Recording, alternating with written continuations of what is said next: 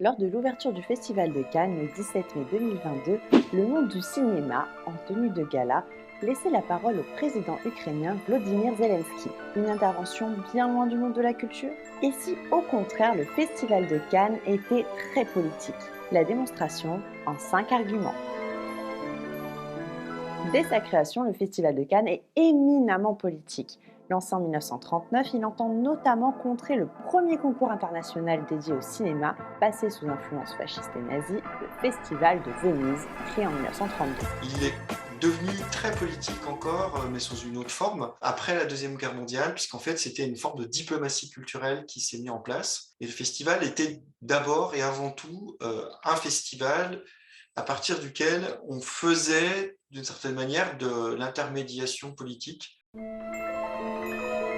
Et ça, c'est à partir des années 50. C'est une autre façon de faire référence à la politique. Une des forces du Festival de Cannes, c'est d'être en fait un lieu qui articule diplomatie, volonté de promouvoir la qualité artistique et entraînement de la dynamique de l'industrie cinématographique française. Les responsables du Festival de Cannes, très très liés aussi au pouvoir public et au pouvoir, on va dire, oui, politique, ont d'une certaine manière appuyé l'envie des producteurs d'avoir cette plateforme de visibilité du Festival de Cannes comme caisse d'enregistrement, mais aussi comme lieu de réseautage.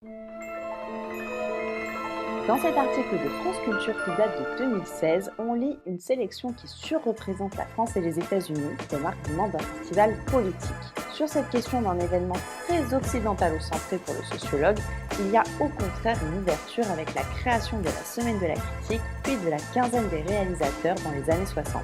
Ce prisme très euh, occidental du cinéma par le fait que c'est un marché aussi du film et que c'est en fait le lieu de connexion entre la promotion de certains talents et la diffusion en salle après coup de ces films, sa surmédiatisation, c'est quelque chose qui efface cette diversité. Cette diversité existe véritablement et évidemment, elle est très très présente au marché du film.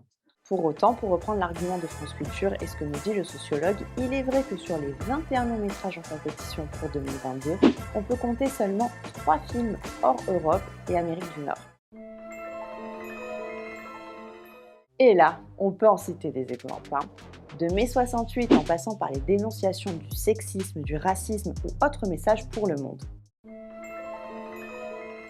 Et puis le meilleur pour la fin, souvenez-vous, Olivier Thévenin a parlé de liens entre l'industrie du cinéma et les politiques, que ce soit des élus locaux ou nationaux. Du coup, évidemment, on les a vus aussi fouler le tapis rouge. Alors, pas politique le festoche ?